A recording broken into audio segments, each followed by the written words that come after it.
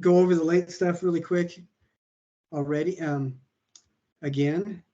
But with this, the due dates and stuff can be flexible if enough people talk to me. But even if you need to rework something, turn it in initially on the due date.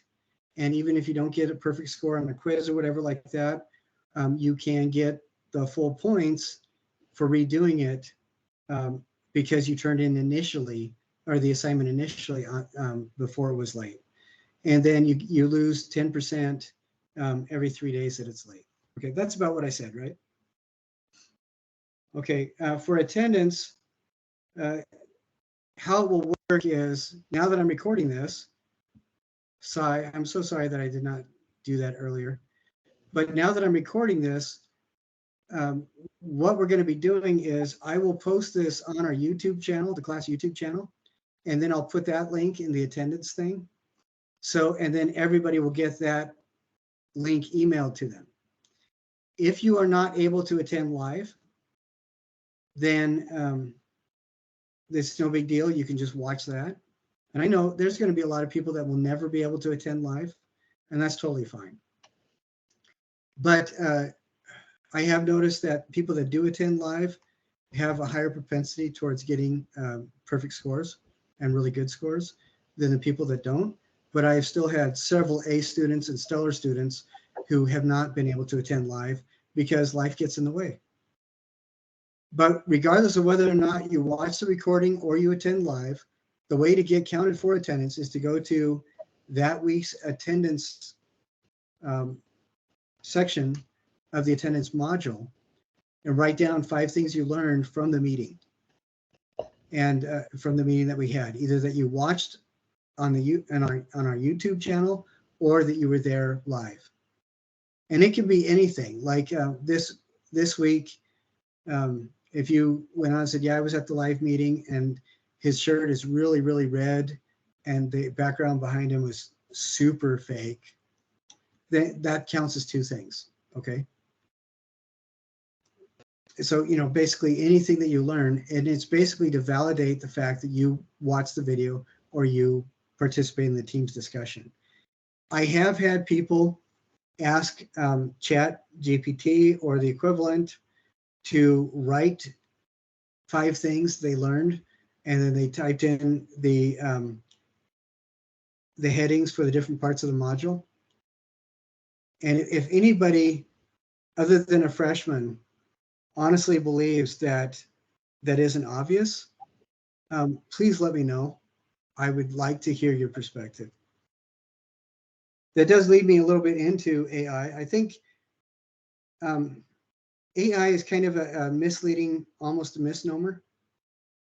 One of the things that the AI model, creative or generative programs model, is statistical propinquity. What that means is the computer, the model looks for, or the computer programs look for things that statistically occur next to each other. Propinquity is another word for nearness. But if you use propinquity, especially in a setting where people look at you when you tell them you're an artist and they ask you, well, what are you going to do to make money? Propinquity is one of those words you can use to validate your college experience and let them know that you're smarter than they are. So remember that word. But the AI generative programs look for things that statistically occur next to each other, and that's how the AI generates word usage and visual usage and music usage, for example. So it's really nothing new.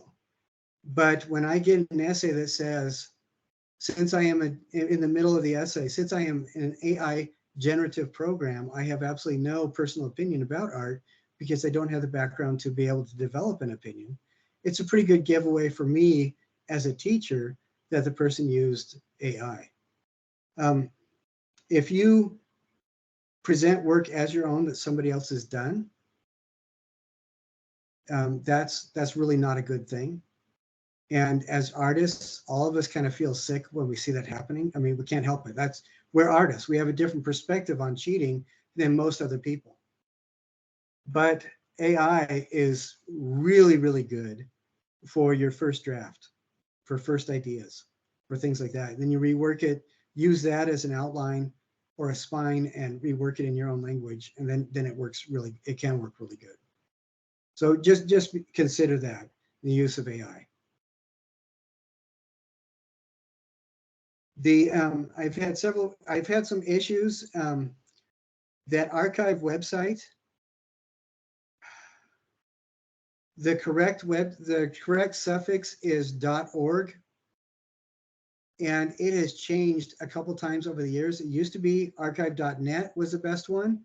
Then for a short while, archive.com, and I'm getting several of you guys telling me that archive.org is the one that's actually working. And I sent a screenshot to everybody on our Canvas email. So please go to archive.org. Again, I'm really sorry about all the confusion.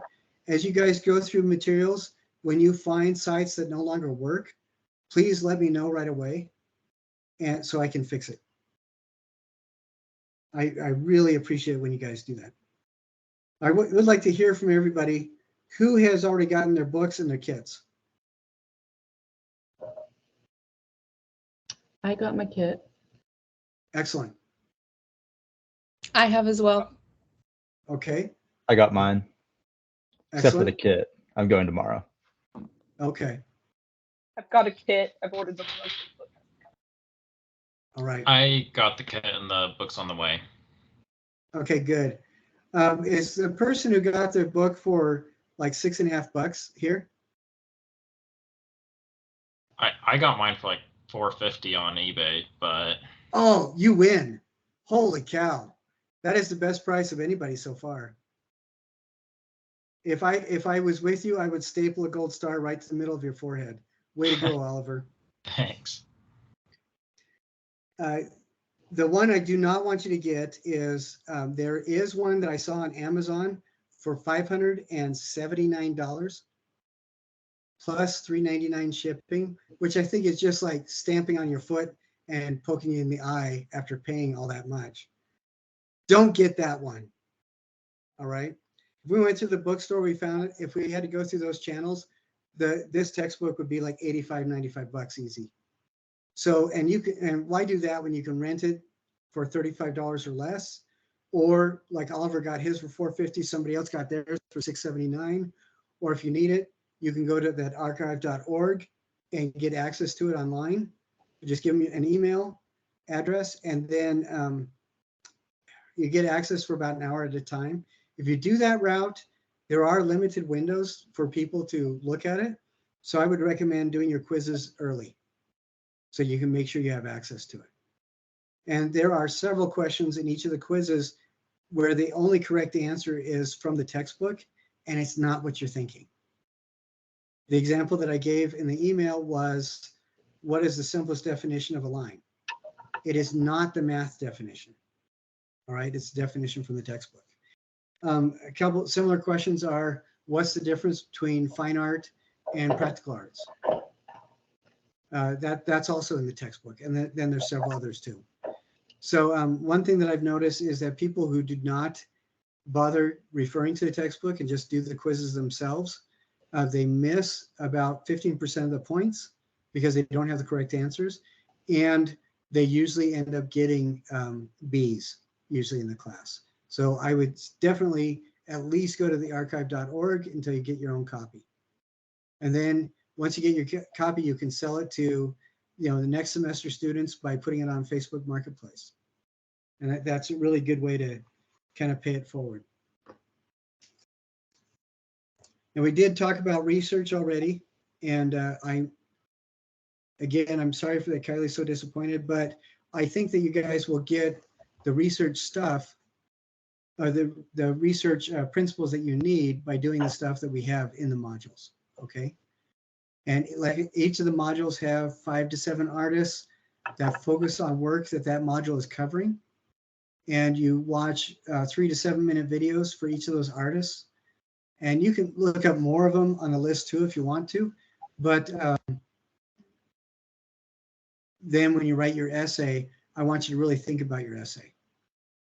when you do your artist list, I'm also, this class also for the semester can qualify as intercultural globalism, but because we're truncating a lot of that extra stuff, we're just we're not focusing on that distinction for this for the block. When you do your artist lists, please take it seriously. When you list 10 self-identifiers, I'm never going to see that. I don't want you ever to share it with me, but look for those artists that are different from you in ways that you see are noticeable, and see if there's resonance between the artwork from somebody who's not at all like you and you. And there's like Betty Saar is one of my very favorite assemblage artists of all time. She is the queen of assemblage artwork. Incredibly awesome. She's a woman of color, born and raised in California, and does really emotional, hard-hitting 3D assemblages. She is not like me. I mean, she's a woman. She's a person of color. She's more mature than I am. She's from California. She's a lot of different things than me, but her art really resonates. And you'll find that there are artists that look nothing like you, that are from places in the world you've never even heard of, whose artwork still speaks to you. And I think that that's one of the magical things about art. This isn't on the outline for the get together today, but I will talk about it briefly. I'd like to hear from like 3 different people. Can you define art in a sentence? And if you can't, just say that.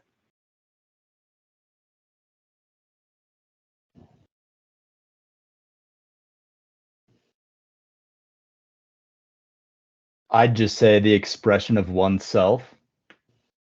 Okay, that's really good. Excellent. Anybody else?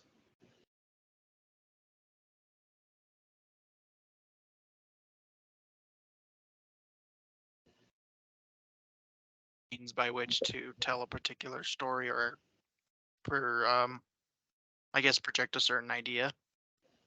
Okay, that's really good too. Excellent. A third person.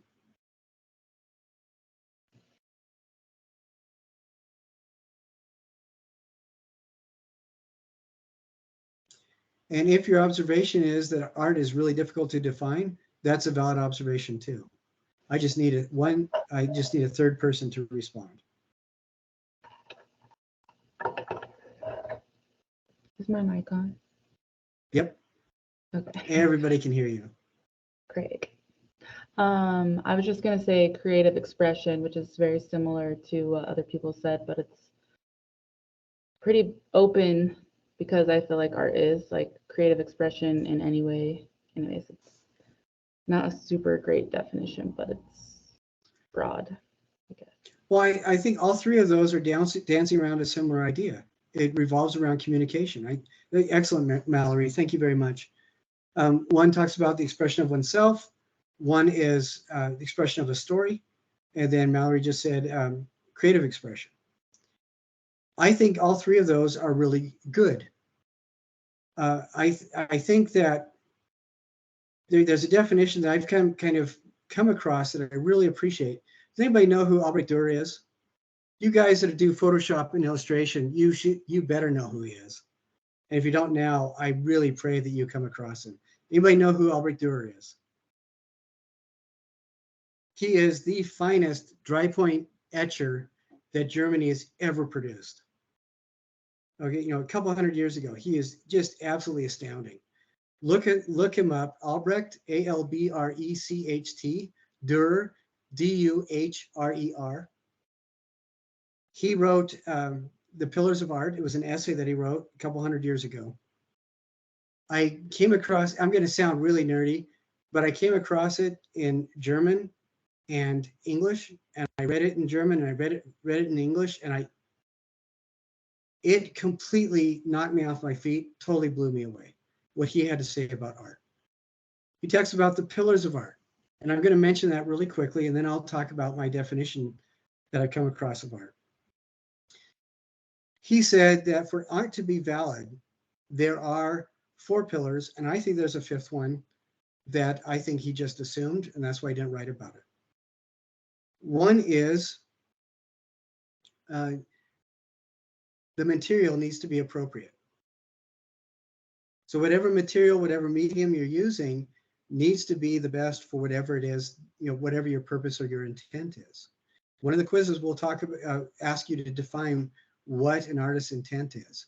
And for example, if you are being asked to produce something that is supposed to be a bas relief on display during the summertime out on the quad on UVU, are you going to be making that out of beeswax? No, that's an obvious one.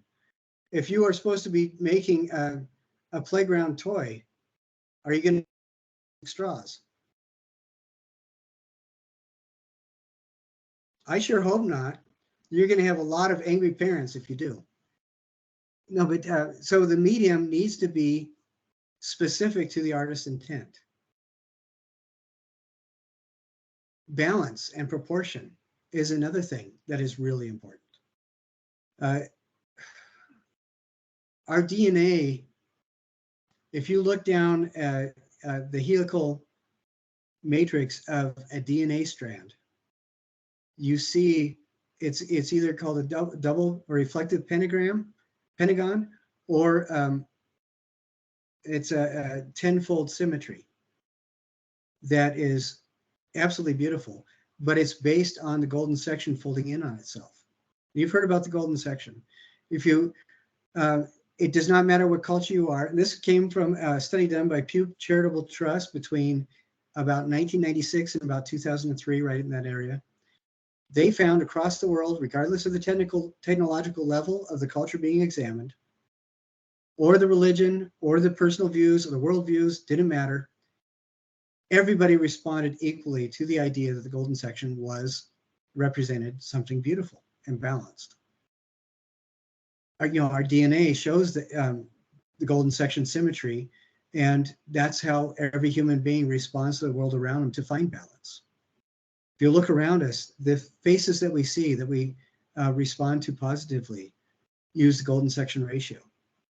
The clothes that we have, the ratio of our knuckles to each other, the ratio of our arm length to the height of our bodies, the ratio of the screen on your phone, or the pages of your books, or your note paper, the ratio of where you sign your name on a page even.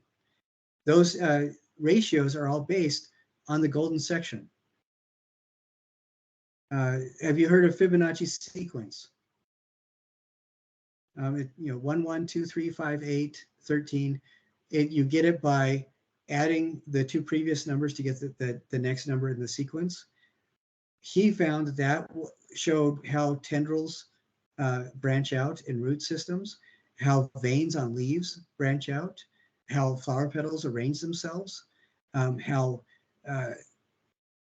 animals grow, just the joints in fishes, the scales in fish, just the radiating of seeds in sunflowers, all that kind of stuff. What is really kind of interesting is there's a guy named Dr. Snow, who is one of the fathers of nuclear physics, who in the mid to late 80s realized that if you look at the periodic table of the elements, how the electrons space themselves out in the development of molecules when atoms combine is based on the apexes or corners of platonic solids, as if those atoms were miniature platonic solids. What's interesting about that is the platonic solids were rationalized by Plato, and they've actually been around for 20,000 years longer than Plato. They're just called the platonic solids because he was the first one to publish. They're based on golden section ratios. And you can look up platonic solids, look up Ashmolean Museum Stone Age platonic solids, and you'll realize how old they are. But how Johannes Kepler found that gravity behaves in such a way that planetary bodies are in relationships to each other that reflect golden section ratios.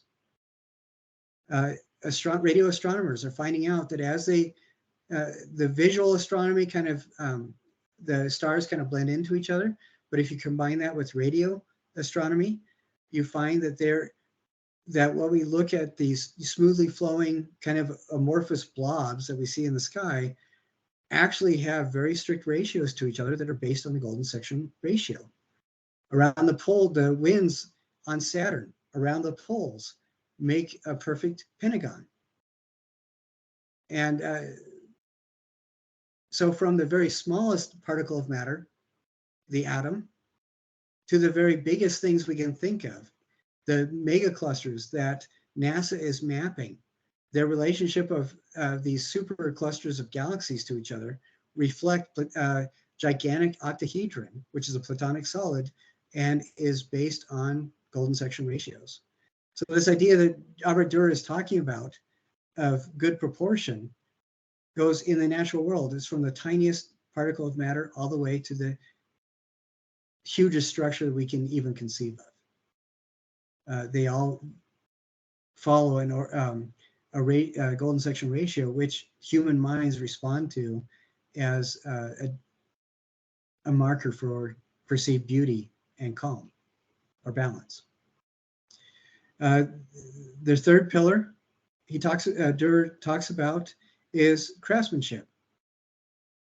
I'm sorry that this word is not a gender neutral word. I haven't been able to find a gender neutral word for this idea, but it's doing your work as honestly as you possibly can. When you're making a sculpture, when you're doing a painting, you don't leave it half done. You bring it to its conclusion, being honest to the skill level that you have. So this, I think, speaks directly to a problem a lot of us have with perfectionism, where we get angry that it's not perfect. Perfect means it's finished. It does not mean it looks like Japanese robots from a science fiction film 300 years in the future made it. Okay, if you made it and you're being honest with what you're doing, then it's perfect. You know, that's like the Buddha said, perfection lies in the journey, not in the destination.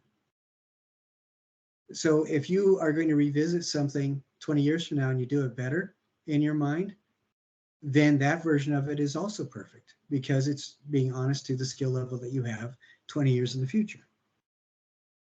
Then the fourth pillar that Albert Dürer talks about is inspiration. Inspiration, that word comes from spiritus, which is an old word for breath. But as long as human beings have been on the planet, they have created. The very first things that our ancestors made 200,000 years ago, the stone tools, are based on the same orthogons and ratios that the Athenians used when they created their world famous vases. It's the same orthogons and golden section ratios that Leonardo da Vinci used in all the famous works that he did. Or Mary Cassatt, or Camille Claudel, or Ella Anatsui, or any of the artists that we do today. They're all using the same proportions that our ancestors did 200,000 years ago. What makes art different than stuff is when you are asking something outside yourself or beyond your present self to help you. And that's where the breath comes, the inspiritus or spiritus. If you're religious, you could call that God. If you're not, you could call that the morphogenetic field or morphogenic field that Rupert Sheldrake talks about, or the shared consciousness that Carl Jung talks about, or your unconscious self. This is what we access when we get into that flow state. Albert Dürer talked specifically about asking God to help. And I think whatever you want to name that thing, it is whatever is beyond your limited temporal present self.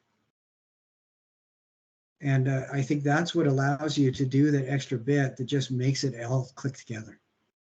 That's the entity that you're asking when you're asking yourself, is this right? Is this balanced? What else do I need to do?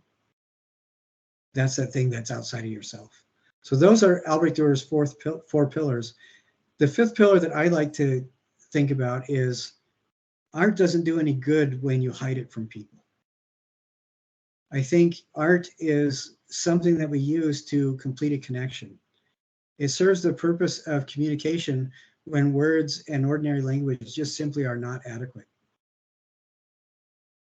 And that communication could be with your present self and your future self, your present self and your past self, your voice and those around you, or your other people and the experience you're having in this moment. All those things are valid, but it's that communication between 2 points that I think completes the artwork. There is a collector in Salt Lake who has the largest private collection of Pablo Picasso originals, and they're kept in a hermetically sealed vault. Nobody can see them. I think that those things that Pablo Picasso made are crime. They don't have any purpose, and they're not allowed to complete themselves as work. So my definition of art is the evidence of or the process of the exploration of creation while we invite something else to help us. Now that can apply to any medium. It can also apply if you teach middle schoolers, if you teach kindergarten kids, if you're in a Sunday school teacher, if you're a farmer, if you like to gut fish, if you work on a trawler in the middle of the ocean somewhere, if you're an astronaut, it doesn't matter. If you're an athlete, if you're a bagger at Smith's, it simply does not matter. Whenever you are doing something, so you are inviting something outside of your present self to help you, you are generating art, whether that is in the process or the artifact that's done when the process is complete. So that's my definition. And there's never going to be a test on that. I don't care if you remember, but I do hope you remember those 4 pillars. And keep those in mind, because you guys are all professionals. If you produce work that you're just not happy with and it doesn't feel like it's complete, turn it in on time and then rework it and resubmit it when you're happy with it. Okay? Craftsmanship is a big part of the grading for this. I don't expect things to be robotically perfect. None of us live in a Japanese anime film 300 years in the future. And I don't expect you to do work that looks like that. But again, perfection comes in the honesty, the way you are now and what you're doing now, and being honest with what you're producing. All right.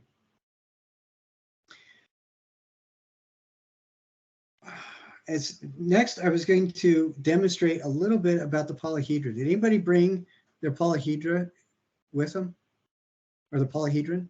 Excellent, excellent, very cool. There is something that's going on, and I want you to watch while I do this. Can you guys see this? If I hold it in front of my, okay. What I have here is rhombicosi dodecahedron. I think that mathematicians like to stay up late at night and get drunk and then come up with words for things like this that really don't need a word, but they do that just to, again, validate their degrees. I think that's what they're doing. I needed you to have something that has at least 7 different sides so that you can see this process happening. Okay, so what I did was printed out a page and I cut it, and now I'm kind of folding it. It starts off flat, but what's happening as I'm folding it?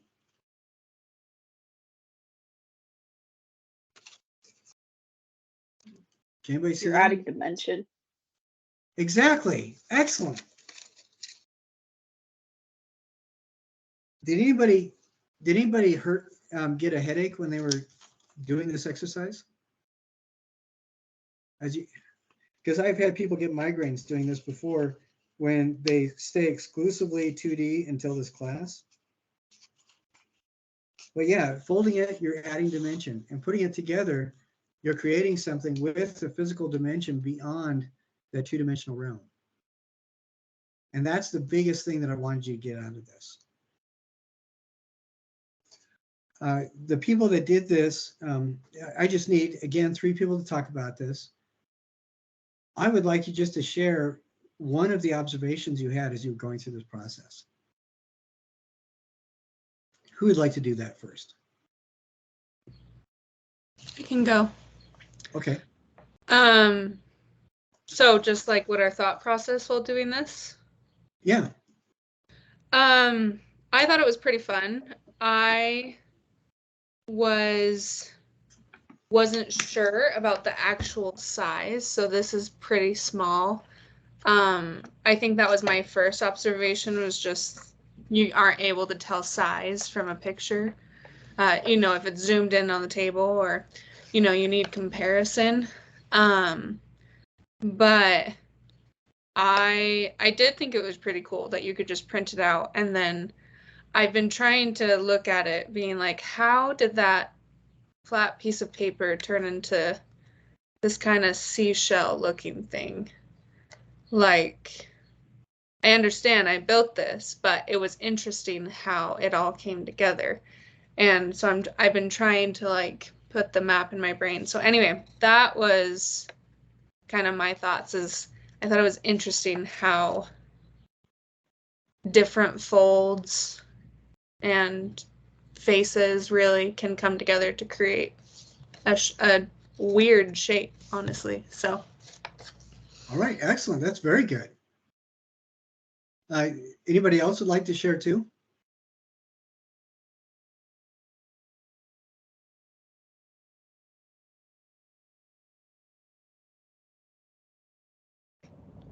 I can share. Oh, sorry, Chris, you go. Then I'll go. No, you go ahead. Okay. So one thing I was struck by is, of course, how, you know, the picture looks so nice. I imagine these are people who like love origami and do these things more often than I do. Mine's a little shabby. And so it just made me reflect on past experiences with school and classes where I actually felt really out of my element in like a 2D design class. That was a big stretch for me. And everything was a little unfamiliar. And even though I'm more familiar with 3D, I'm kind of prepared or I've been reminded that I'm probably going to work with materials that I'm not used to. And so it's kind of I guess a reality check, like hey, this is probably going to be harder than I think it's going to be, but it's going to be a good stretching experience. So yeah, those are some of my thoughts. All right. Excellent. Very good. Nice. Chris, what did you have to say? It was simultaneously simpler than expected and more difficult. Got this. Yeah, everybody else is nodding. It's like no tape or glue needed, and it just folded into this like kaleidocycle star portal thing. I was like, yeah, it was a difficult but satisfying thing, I guess. It's also very delicate. You just crush it so easily like that. All right, great, excellent. Have you heard of a guy named MC Escher? He was a mathematician who was also a dry point artist. He loved those ideas of the kaleidocycle. He loved exploring that idea of 3D and two-dimensional expression, and then 2D expression in the 3D world. So yeah, that's the kaleidocycles. That was one of his favorite shapes. I think that's, yeah, very, very good. A silly little thing. I just thought, because when at the beginning of the class, when you asked about like what is art, or like how would you classify it, I was trying to think of something, and what everyone expressed was great. Just the thought, I was like, well, even math could be, considered an art. And so the fact that you said MC Escher, that he really liked doing, you know, all those type of things. Like this is just math, these shapes. And so anyway, but it's interesting because I actually thought of formulas and equations and everything also counting as art. So that's kind of fun. Yeah, very good. My oldest brother is actually the chair of the biostatistics department at a university, and he's also a musician. He's a composer and he plays a French horn. But it is really fun. You know how art nerds we get together and nobody else can understand us. It is worse if you're an art nerd and a mathematician. It is just it's really awful. But I've really noticed that there's engineers that I think engineering, when you get somebody who's really serious about it, they turn it into art as well. And again, like anything else, it can also be just a job, which then it becomes really sad. But you've all walked into the store or a restaurant or anything like that when you have a server or somebody helping you who just elevates the entire experience because of their attitude and what they bring to it. They're no longer just a figure. They have invited that something outside of them, their present self, to elevate whatever it is that they do. Yeah, I think that's true. Thank you, Esther. That was a really good observation. If you're watching this and you don't have access to a printer, I would you'll get the full credit for this as soon as you do print this out, cut it out, and set it up. I would say get the full points or get most of the points by turning it in on time. And then if you haven't printed the thing out and made it, just let me know when you finish that, and then you'll get the remaining points when you do that. But it is very important that everybody do this with a three-dimensional shape that has at least 7 sides. But I really appreciate your guys' observation. Thanks. That was excellent. I wanted to go over the quiz. I'm not going to go over every single question. I'm going to go over a couple things. And I want to do a screen share. I think I can do this. Let's see if we can. Okay, through the magic of technology. Let's see if we can do this.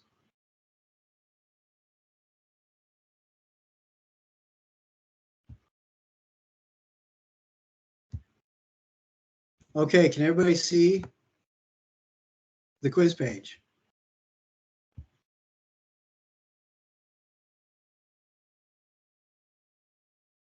Can you all see that? Yeah. Okay. Now there's some practical questions on this. And I hope you guys get to it, but what I'm going to try to do is every meeting that we have, we'll go over the quiz. If you didn't get all the answers perfect, then you can always add to it.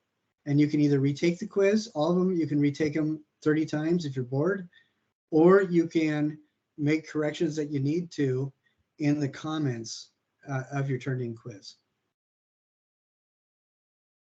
Now, this question number 4, there are some sculptors that rely on photographs for their work to be experienced. There are a couple people in the background portion of this module where that is how you experience their sculpture, through the photographs, through the pictures.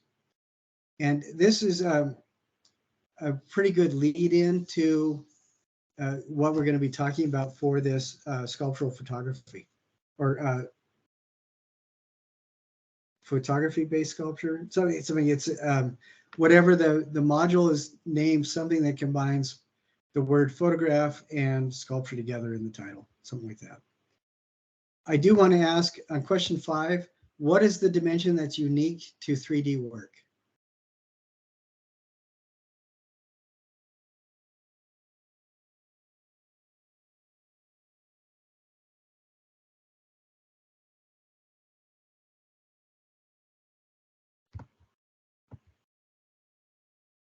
Anybody answer that? Is it height?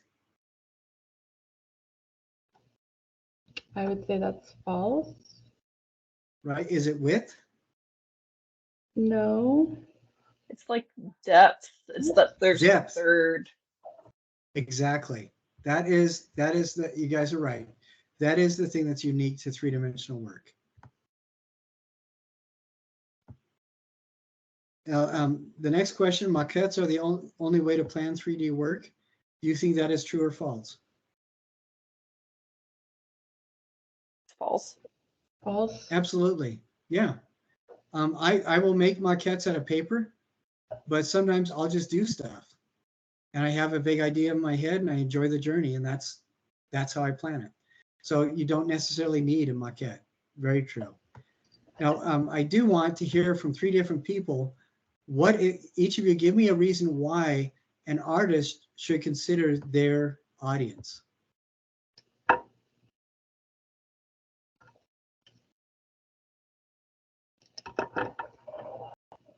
I know one of the things it talked about in the reading, or at least I think it did, it was if they were planning on selling it, that it's like you really need to think about who you'd be selling this to, and then that will help determine its worth.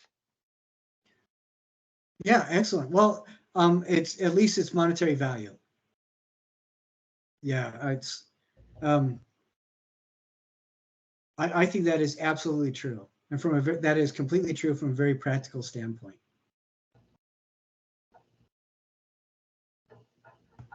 Yeah, you're going to be, if you have little artworks next to your lemonade stand, you're going to be producing for a different audience than artworks that you're finishing all glossied up in a gallery show. Very true. We need two more reasons. I think, so when I teach art history to my students, I'm like selective about what I choose. I try to give them a broad demonstration of like each art movement. But I've noticed like some artworks they can't properly appreciate without having a deeper knowledge of art, I would say. Or even just like a basic understanding of like composition and things. Because I've noticed that they're drawn to artwork that is very lifelike, that's more realistic, and they're not as into abstract art or things like that. And I think part of that is just because their exposure to art is so much more limited and their understanding of it is so much more limited that anyway, so I just think that can affect how much someone can appreciate it, I guess. Like if I were to produce an abstract artwork for my class and show it to them versus like a very realistic drawing, they're going to be like way more impressed with the realistic drawing, even though it might have been just as much work either way. You know what I mean? Yes, and I think that's a really excellent observation. That's one of the things we're going to be talking about as well, critical thinking. And you're applying critical thinking. What is my audience going to be able to accept? What are they going to be able to understand? What's going to help them to feel comfortable or slightly challenged? Yeah, I think that's really valid. I noticed that like when I introduce people to Cubists or the Russian futurists, if they don't have any background, it looks like a mess. When they start looking at it and seeing what people, the time period that people were working in, how they were viewing the world around them, the shifting, just how technology and people can travel faster than 20 miles an hour for the first time in the history of the world since the fall of Atlantis. Right. It's how does that affect the art? And when they see that, then things start making a lot more sense. Or like Yeah, frescoes. that's I'm excellent. showing them frescoes. I'm like, yeah, if I compare that to like Renaissance art, but like they don't understand how hard it would be to paint a fresco, like based on the materials and the time period, like just things like that. So yeah. Yeah, that's excellent. Very good. All right, a third person. Those are both really, really good observations.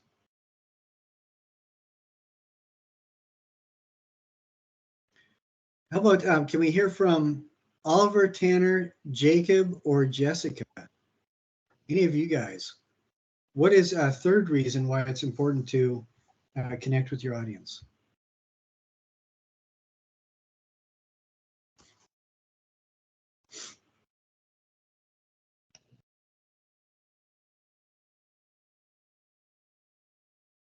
Are you okay if I go twice? Is that cool? Oh, Tanner, did you already go? Yeah. Oh, okay. Then let's have Jacob, Oliver, Jessica, or somebody else. I was gonna say it helps the viewer personalize art. I feel like when we go out and we look at art, it's usually related to stuff that catches our eye or catches our interest or something that we can relate to. I think that's really valid. Yeah, when you have a good idea of the audience that's going to be coming to your exhibit, for example, then it's always going to be a more positive interaction when the artwork is going to be something that they can relate to. Yeah, that's an excellent observation. I think that ties in quite a bit with the other observations made. I mean, you're all kind of dancing around the same idea, which is just being aware, using your critical assessment skills, being aware of how the audience is going to actually be in a place where they can appreciate what you're doing. You know, if you're doing something where you know that it's going to be a certain demographic with a certain average of political views, and you present artwork that directly confronts what you know their expectations are going to be, that's always going to be, or that generally is going to be a much more negative reception than if you're doing something that rewards them for patient observation, kind of plays with their sense of humor and their perspective as well. Yeah, so yeah, I think those are all really excellent observations.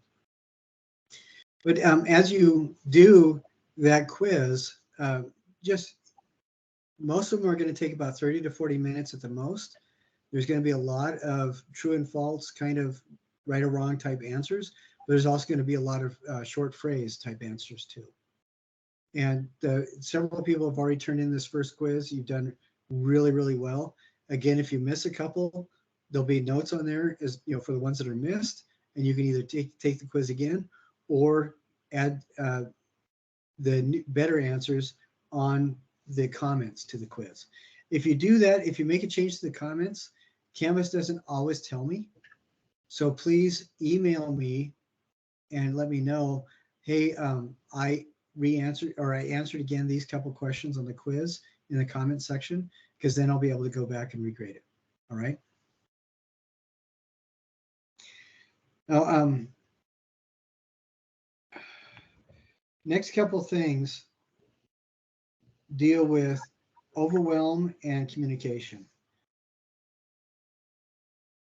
If you guys feel that this particular section is too easy and it's going a lot faster than you expected, you want to go down to the next thing. If you want to see more modules on there so you can explore more stuff, if you think that the time is too compressed, let me know. And generally what I would like is have you guys email me questions before our Teams meeting or ask me questions during our Teams meeting. My goal is to get at least another, there's only going to be like 6 modules total of project modules, and then there's several smaller things. So I'm trying to get those on reconfigured and online as quick as I can. Like the one after the wire should be on in the next day or two, and we'll just keep going there. But the modules aren't necessarily numbered in sequence because I'm thinking that switching them up might make it easier on you guys. And then sometimes it is good to take a step back, work on something different, and then reassess things. So that is one of the reasons why I wanted you to pinky swear that you were going to stay on top of Canvas, look at things, and contact me. I will do everything I can to respond to your emails within 24 hours. over the weekends. That may not be possible if I don't have access to internet. For whatever reason, my wife really likes doing stuff with nature. And so sometimes we'll go out and explore things. You've heard the phrase, art imitates nature? All of you. Do you know where that comes from? Phaedo and Timaeus are two dialogues that Plato had written about. I think Timaeus is one of the ones he talks about Atlantis. But when he's talking about art imitates nature, a lot of the times we think, like Mallory's students, well, that means art has to look realistic. My grandpa said, music isn't music unless you can whistle to it, and it ain't art unless you can see it out the window. And my thought is always, what's the point of doing something that doesn't show your hand? You know, the universe essentially spent 17 billion years preparing itself for you to emerge and be exactly the person that you are. And so that, to me, seems to say that the universe feels your voice is important. And I think every voice is not only valid in art, but it's necessary. Every voice, everybody should be represented. By the way, if I screw up and don't get your pronouns right or address you correctly, let me know. And I'd prefer if you did it privately so I'm not publicly embarrassed, unless you feel it deserves it. But I do my best. If I do screw up, let me know. It's not because I'm being a jackass, at least not on purpose. I am a jackass, but it's not intentional all the time. Anyway, Plato was talking about nature is a manifestation of the divine will. And so art must imitate nature because it is an expression or manifestation of the artist working and creating with the help of that thing outside themselves that Plato described as the divine will. So because nature is a manifestation of that will directly, art imitates nature because we are manifesting that partnership between us and that thing beyond ourselves. So that's what it refers to. Anyway, take it or leave it, whatever. If you guys aren't going to remember most of what we talk about anyway, and so what? Oh, we got a hand up. Okay, hold on, Chris. Okay, Chris, go for it. Well, I was wondering if it means like no matter what we make, like if we're making art, even if we're trying to make the opposite of nature, it will still technically be imitating nature. Well, because when Plato was talking about the nature, because nature becomes a symbol for the manifestation of will, art imitates nature by also being a manifestation of will, with the difference being that it is your will in conjunction or in coordination with that something that's beyond your present self. So it has nothing to do with seeing, holding, touching, smelling, or hearing nature. It has everything to do with what nature represents. I see. Okay, Esther. Hi, yeah. I guess I am not as, I'd like to think of myself as technologically advanced, like I know what I'm doing, but I did try to find the date of the final, and I couldn't find it. What is that date? Okay, for block classes, the date will be the last day of class. And it should be just on the academic calendar that you see on the UVU website. Our final is a little bit different. What we're going to do is, I can't give it out early, but what I will do when we move into that finals week, what I'll do is email the final to everybody and then you'll do it and send it back to me. And it's not going to be a test on the same level as the quizzes. It's going to be a little bit different, and we'll talk about that more in about 5 or 6 weeks. But yeah, the date of the final is technically supposed to be what is on that academic calendar. And and for block classes, it's usually the last day of classes. Since we're online, we have a little bit more fudge room, but it will be those last few days of the block that we do this. Okay, so that Okay, would does that be help? August 11th. Is that right? Roundabout there. Roundabout there? Okay. Yeah. Sounds good. Thank you. I usually will give you guys 3 days to do it. So I'll send it out 3 days before it's due. All right. So Esther, if you can put that in your calendar somewhere to ask that question again on week number 6, that would really be helpful. That way I don't have to remember. Now, another thing you'll see in this first part of the class, we're talking about the tools of artistic critique. We'll talk about more of those next week, but I want you to be very aware of that. The 4 tools are description, analysis, interpretation, and evaluation. Description is how does artwork impact the senses or the shared reality, the physical world. That you're talking about materials, size, shape, color, those sounds, those kinds of things, the things that you can articulate in connection with your senses. Analysis refers to how did the artist generate this? How did they build it? How did they create it? What are the techniques or tools used? How is the medium processed or media? Those kinds of things. A difference between description and analysis would be the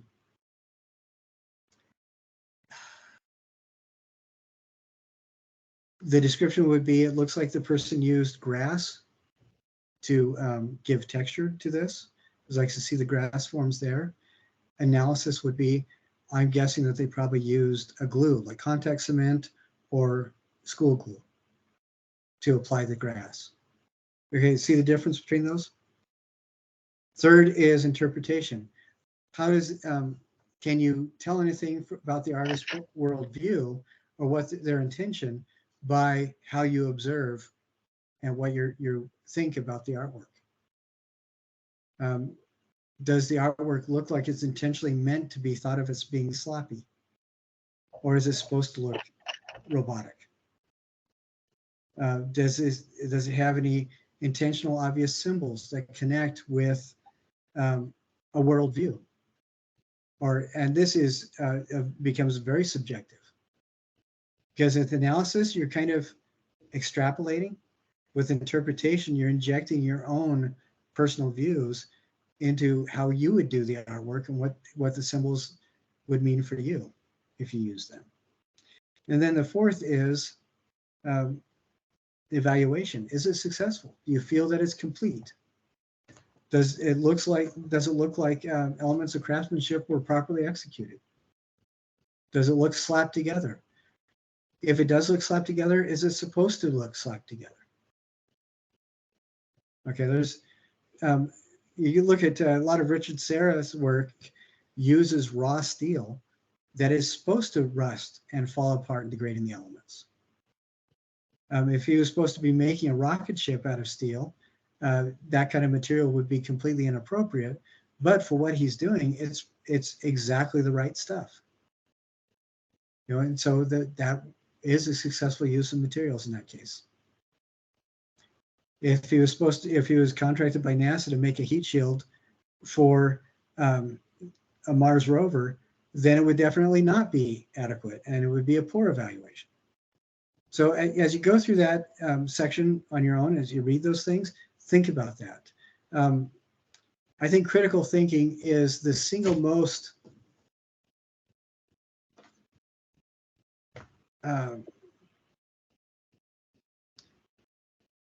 useful element that we can learn from classes like this, because it applies to absolutely everything.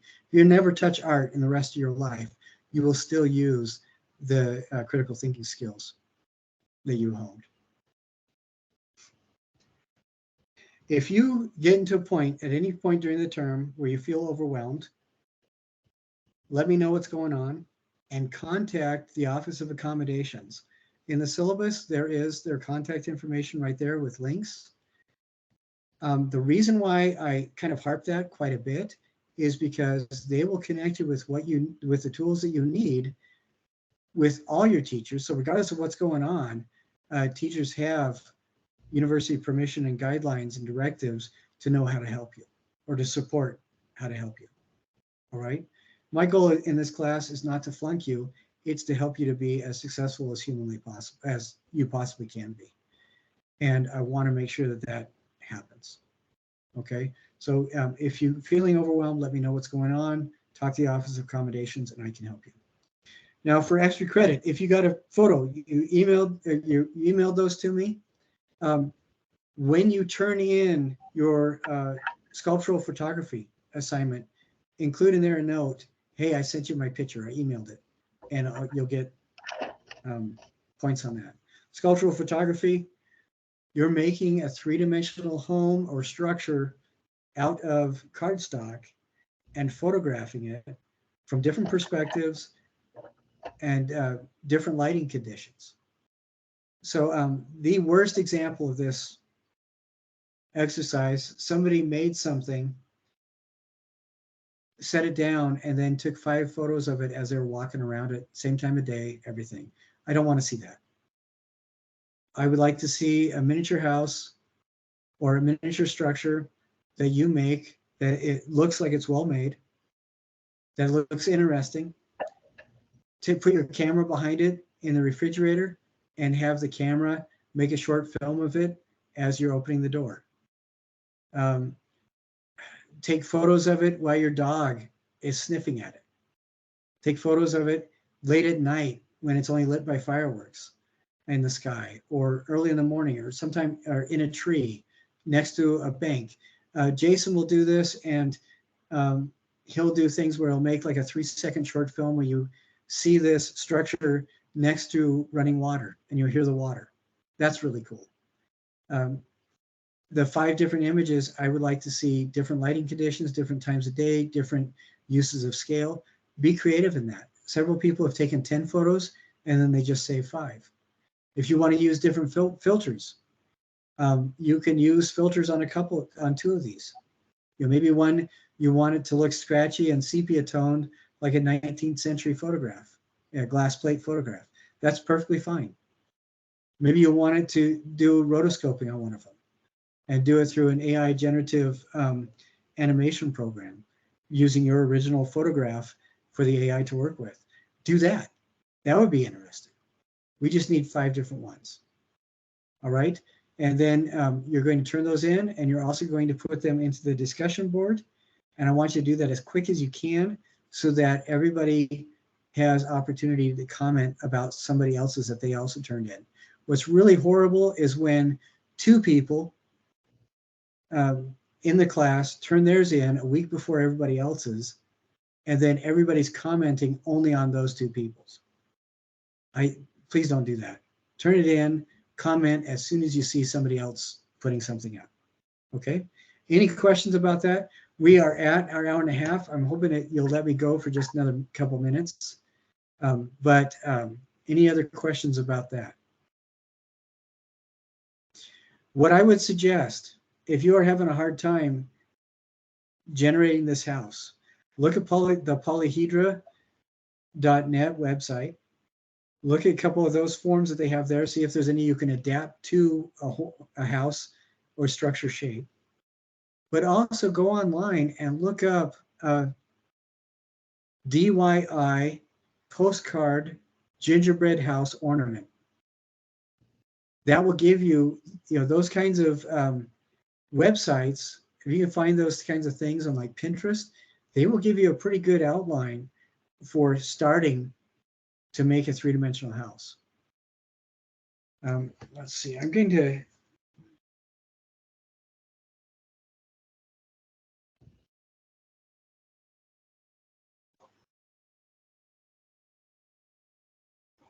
I'm drawing something right now that I want to show you. I don't know if the computer will let me so that you can see this. Can you see that? Looks like a cross. If you cut this out of tag board and then you fold all those lines inwards, can you see how this one right there becomes the bottom of the house?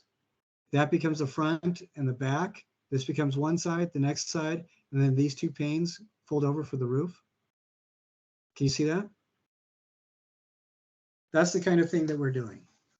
And I'd like you, as you build this structure, think about texture. Think about cutting holes in the side. So when you light it from different angles, you get interesting shadows. Think about how you could light it on the inside. Several people have done things where they've covered the roof with aluminum foil.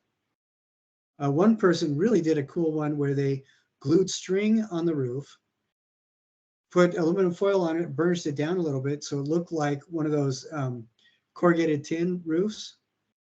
She put a chimney on it.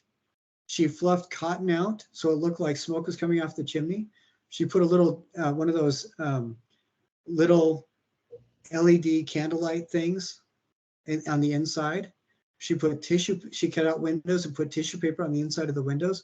And when she turned that little candlelight thing on, it made the cotton illuminated a little bit and brightened up the windows. So it looked like a fire was in the fireplace inside the house. Several people have done things where you can tear strips of masking tape and use that like cedar shingles on the side of the house, where you just overlap the masking tape layers to reveal that torn edge. And then you can rub brown shoe polish on it and it looks a lot like shingles, like cedar shingles. Or you can do something like that for the roof. Other people have taken thin pieces of bark and glued that on different elements of the structure to make an interesting texture looking like building materials. Other people have used a dry ballpoint pen to scribe lines in it to give it a little bit of a texture on the walls. So there's lots of different kinds of things. One person even got some, I don't know if you guys are old enough to know what overhead projector screens are, but she found some clear plastic in her mom's closet that her mom had used years before as overhead projector screens. And she used different colors of Sharpie pen to make a stained glass window and glued that on the inside of one of the windows in her little structure that she made. So, this thing should be about the size maybe of your fist, maybe a little bit bigger, and sturdy enough you can take it in a lot of different places, and interesting enough that you can get some cool shadows on it, or it looks fantastic when it's just in shadow, or when it's a silhouette, or it'll look cool in a tree setting. But I don't want you to just set it in one place, take several photos as you walk around it and call that good. Be really creative. What would you want to see if you were a Lilliputian? You guys ever read Gulliver's Travels? Oh, I feel so sad for you. Gulliver traveled to an island where everybody was 3 inches tall. Pretend that this is a structure that you would love to see if you were 3 inches tall. Or The Borrowers. Has any of you read the Borrowers books? All right, excellent. Same kind of thing. Or Stuart Little. Any of those are good. So be creative and thoughtful about the perspectives that you think would be interesting for other people too. Maybe some of these houses, maybe some of these shots are going to make the structure look really intimidating. Maybe you're going to use the same structure in another shot and make it really humorous. Maybe your last one is going to be lighting it on fire. If you do that, before you do that, make sure you have 5 really good shots that you can submit just in case that one fails miserably. All right. So the last thing I wanted to mention is work logs. Each work log is for specifically the module in which you find it. Some of the work logs may only be for 45 minutes, others may be for 12 hours. Doesn't matter. It is for that module within which you find it. This is one of the department mandates. for this class, keeping a work log. And it can be something as simple as Tuesday, I worked on this for 2.5 hours. And then I worked on the quiz for this module for about 45 minutes. I got bored stiff, went back to this thing, and then revisited it the next day. And that's fine, but it does need to be typed up. And it does need to show a little bit of communication there as you describe what you're doing. Saying 2 hours and 45 minutes working on this module isn't going to do it. But 2 hours and 15 minutes researching, and then a half an hour working on this, half an hour putting together my list of 10 self-identifiers, and 2 hours and 15 minutes working on a list of artists, that's totally valid, that kind of a thing. And if there's any confusion about that, we'll talk about that next week. All right. So as soon as we sign off tonight, I'm going to put this on our YouTube channel. I will, as soon as I can, email that to everybody. Then as soon as you, actually, since you're here, you can just go right over there and turn in your 5 things that you learned from today's meeting. That's fine. If you're watching this as a recording, as soon as you watch the video, you can, or listen to it, you can write those 5 things that you learned and turn that in for credit for attendance. All right. All right, everybody. Any last questions before we go our separate ways? Sorry, one question. Where do you want us turning that in? What? Like the 5 things that got from the lecture. Okay, go to the home page. Okay. Okay. And if you're at the home page, at the top, you should see course overview. Yep. And then right under that is attendance. And then you open that up. And then each, there's a little thing that says attendance and participation on June 26th. And then attendance week 1 is right underneath that. And I will publish that as soon as we're done with this meeting. Okay. And you'll see that they're due. The attendance thing is due on Fridays, so you have a little bit of time to watch it. And I know all of you guys are A-level students, so you're going to be poring over this and making copious notes. I don't need a book. I just need 5 things. Okay. Unless you want to write a book, that's fine, but I don't want to read it.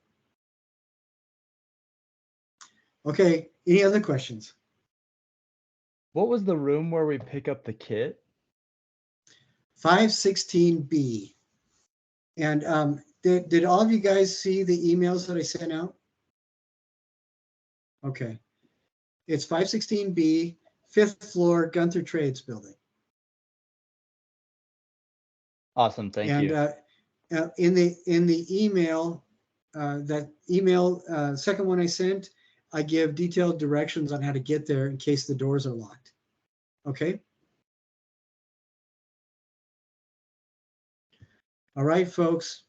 You guys have a super duper awesome week, and I will see you next Taco Tuesday. Thank you. Thank you. See y'all. Thank Thank you. you.